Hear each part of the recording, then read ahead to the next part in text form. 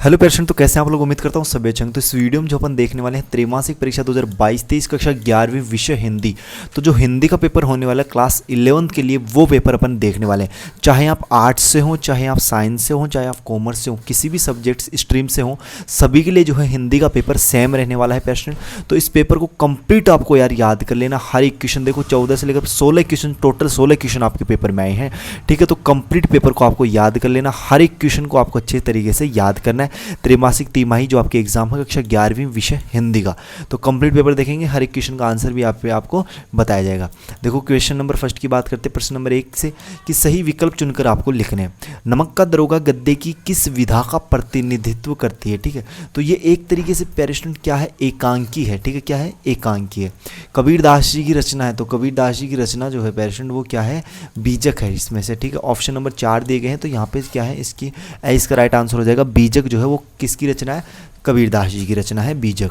अगला देखिए, अप्पू के साथ 2.5 साल की पाठशाला की मूल भाषा क्या है। तो यहाँ पे देखो ऑप्शन दे रखे हैं आपको, हिंदी, उर्दू, से दे रखा बांग्ला, दे रखा फारसी। तो आपको ऑप्शन जो है इसका राइट ऑप्शन आपको कमेंट बॉक्स में बताना पड़ेगा। ये क्वेश्चन आपके लिए है एक तरीके से। ठीक है, तो आपको जो है कमेंट में क्या, अगर मान लीजिए इसका राइट आंसर ए है तो आपको ए लिखना है कमेंट में। अगर इसका राइट आंसर ब है तो आपको बी लिखना है। अगर इसका राइट आंसर बांग्ला से है तो आपको सी लिखना है। और अगर इसका फारसी है तो आपको डी लिखना है कमेंट बॉक्स में।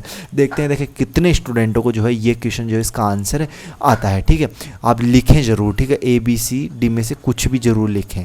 देखो क्वेश्चन 4 की बात करें तो राम नरेश त्रिपाठी की रचना है। तो यहाँ पे इसका आंसर आप बैक क्लिक कर लीजिए। पथिक जो है राम नरेश त्रिपाठी की रचना है। ठीक है, अगला देखो 5वां क्या करेगा कि कुएं को खुदाई करने वाले को कहते हैं। तो कुएं की जो खुदाई करने वाले होते हैं उन्हें कहते हैं चेजारो। ठीक है, क्या कहते हैं, उन्हें चेजारो कहते हैं। इसका ए जो है आपको राइट आंसर लिख लेना है। प्रश्न नंबर 2 की बात करते हैं। देखो, कबीर ने ऐसा क्यों कहा कि संसार बोरा गया है। तो इसका आंसर आप नोट करना है यहाँ पे। इसका आंसर हो जाएगा कि कबीर ने ऐसा इसलिए कहा है क्योंकि संसार के लोग सच को सहन नहीं कर पाते और न उन पर विश्वास करते हैं, उन्हें झूठ पर विश्वास हो जाता है। कबीर संसार के लोगों को ईश्वर और धर्म के बारे में सत्य बात बताता है। ये सब बातें परंपरागत ढंग से भिन्न है, अतः लोगों को अच्छी नहीं लगती। अगले क्वेश्चन की बात करते हैं। नेक्स्ट प्रश्न देखिए आपका कि नमक का दरोगा कहानी के आधार पर वंशीधर का चरित्र चित्रण कीजिए। तो इसका आंसर आप नोट करना पेशेंट यहाँ पे कि मुंशी वंशीधर एक ईमानदार और कर्तव्य परायण व्यक्ति है जो समाज में ईमानदारी और कर्तव्य निष्ठा की मिसाल कायम करता है। पंडित अलोपीदीन दत्तागंज के सबसे अधिक अमीर और इज्जतदार व्यक्ति थे। राजनीति व प्रशासन में अच्छी पकड़ की बदौलत वे अवैध कारोबार बेरोक टोक करते थे। अधिकांश अधिकारी उनके ऐसे हालते डबे हुए थे। ठीक है, अगले प्रश्न की बात करते हैं। पेशेंट आपसे एक छोटी सी रिक्वेस्ट है, एक विनती, अगर चैनल को आपने अभी तक सब्सक्राइब नहीं किया तो यार चैनल को जरूर सब्सक्राइब करिएगा।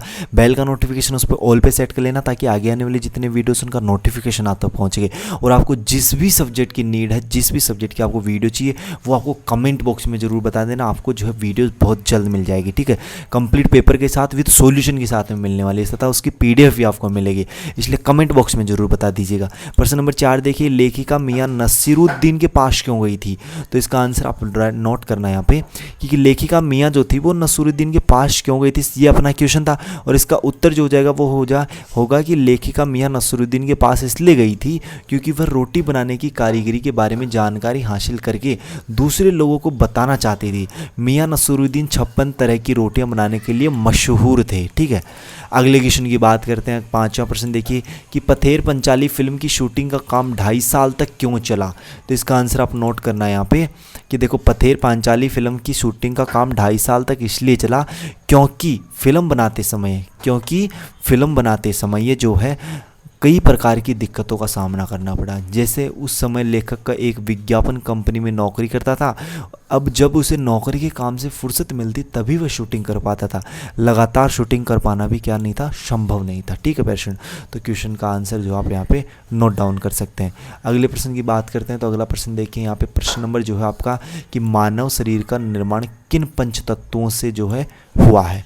तो इसका आंसर आप नोट डाउन करना है यहाँ पे कि मानव शरीर जो है उसका निर्माण जो है 5 तत्वों से बना है। कौन कौन से, वो क्रमानुसार क्या है, पृथ्वी, जल, अग्नि, वायु और आकाश। पृथ्वी तत्व से हमारा भौतिक शरीर बनता है, ठीक है। पृथ्वी जो तत्व है उनसे हमारा क्या बनता है, भौतिक शरीर बनता है। अगले प्रश्न की बात करें तो अगला प्रश्न है आपका कि व्याख्या कविता में किसान की पीड़ा के लिए किन्हें जिम्मेदार बताया गया है। तो इसका आंसर आप नोट डाउन करना पेरेंट कि देखो उत्तर है कि व्याख्या जो कविता है ना उसका आंसर लिखना है कि कविता में किसान की पीड़ा का जिम्मेदार जमींदारों, महाजनों और कोतवाल को बताया गया है। जमींदार ने धोखे से किसान की ज़मीन अपने नाम कर ली और उसने उसके बेटे को भी मरवा दिया। महाजन ने भी अपने मूलधन में ब्याज को वसूल करने के लिए किसान की गायों और बैलों को नीलाम कर दिया। ये आपको आंसर यहाँ पे लिख लेना है। पेशेंट यार फिर से रिक्वेस्ट है, चैनल को सब्सक्राइब नहीं किया तो चैनल को सब्सक्राइब कर लीजिए, क्योंकि यहाँ पे सभी विषयों, आर्ट्स के जितने भी स्टूडेंट हैं उनको सभी विषयों के पेपर मिलने वाले, साइंस के जितने भी स्टूडेंट हैं उनको भी सभी विषयों के मिलने वाले हैं, और कॉमर्स वालों को भी सभी विषयों के।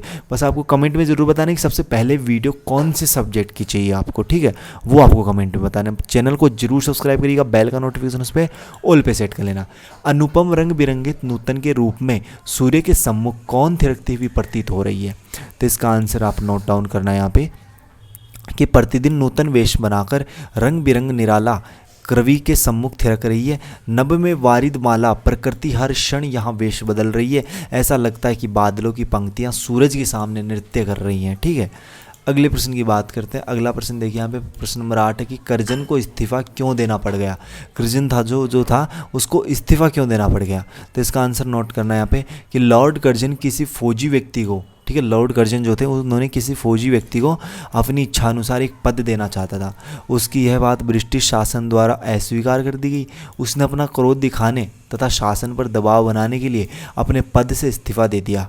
लॉर्ड कर्जन ने सोचा था कि उसकी बात मान ली जाएगी, लेकिन हुआ इसके विपरीत, ठीक है, हुआ इसके विपरीत। अगले प्रश्न की बात करते हैं। प्रश्न नंबर 9 देखिए कि चेजारो अपने सिर की रक्षा कैसे करते थे। तो इसका आंसर आप नोट डाउन करना है यहाँ पे कि चेजारो अपने सिर पर कांसे, पीतल तथा अन्य किसी धातु के बर्तन को टोप की तरह पहन लेते थे। यह टोप ऊपर से पड़े हुए कंकड़, पत्थर या अन्य वस्तु से उनके सिर की रक्षा करता था। चेजारो कौन हुआ करते थे, जो कुई खोदने का काम करते थे।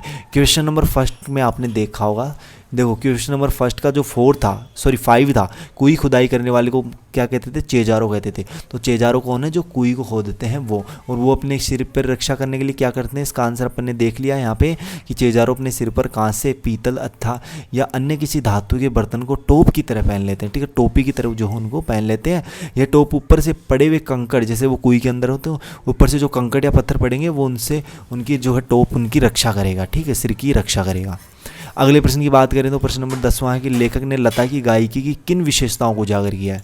तो इसका आंसर नोट डाउन करने यहाँ पे कि निर्मलता लता की गायकी की एक प्रमुख विशेषता है।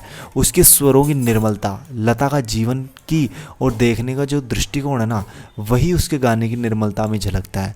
अगला आप लिख सकते हैं कि स्वरों की कोमलता और मुग्धता, ठीक है, मुग्धता, लता की गायकी के स्वरों में कोमलता और मुग्धता है, ठीक है। ये आपको जो इसका आंसर है नोट डाउन करना है। इससे अगला प्रश्न है कि निम्नलिखित अपठित गद्यांश को काव्यांश को ध्यानपूर्वक पढ़कर पूछे गए प्रश्नों के उत्तर देने आपको। प्रश्न नंबर 12 है कि निम्नलिखित अपठित गद्यांश को ध्यानपूर्वक, ये क्या आ गया, गद्यांश आ गया, ऊपर वाले में पद्यांश था। अगला क्वेश्चन देखिए निम्नलिखित काव्यांश, ये काव्यांश आ गया और फिर आपके गद्यांश आ गया। तो ये गद्यांश और काव्यांश है, इनके उत्तर जो है आप इजीली दे सकते हैं, बहुत ईजी क्वेश्चन है। 15 क्वेश्चन है कि एनीमेट डाक वितरण के संबंध में अधीक्षक डाक विभाग को एक शिकायती पत्र लिखिए अथवा किसी एक विषय पर 250 शब्दों में निबंध लिखिए। तो ओनली फॉर 15वां और 16वां ये 2 क्वेश्चन आपके रह गए हैं। बाकी ये जो गद्यांश वाले ये आप खुद भी कर सकते हैं, बहुत इजी क्वेश्चन है। गद्यांश को पढ़ेंगे तो इनके आंसर आपको इन्हीं में से मिल जाएंगे। बाकी 15 और 16वें क्वेश्चन का आंसर पर नेक्स्ट वीडियो में फिर आपको PDF में मिल जाएगा। PDF आपको मिलेगी डिस्क्रिप्शन बॉक्स में, टेलीग्राम ग्रुप का लिंक है वहाँ पे, ठीक है। बाकी अगर आप कहें तो नेक्स्ट वीडियो भी इसकी बना दी जाएगी, अन्यथा आप जो है जिस भी सब्जेक्ट का आपको वीडियो चाहिए वो कमेंट में बता दीजिए। चैनल को अभी तक सब्सक्राइब नहीं किया तो चैनल को सब्सक्राइब करिए, बेल का नोटिफिकेशन उस पर ऑल पे सेट कर लेना ताकि आगे आने वाले जितने वीडियोस होंगे नोटिफिकेशन आप तक पहुंच सके। तो मिलते हैं फिर नेक्स्ट वीडियो में होशम जोश के साथ, तब तक बाय, धन्यवाद, टेक केयर।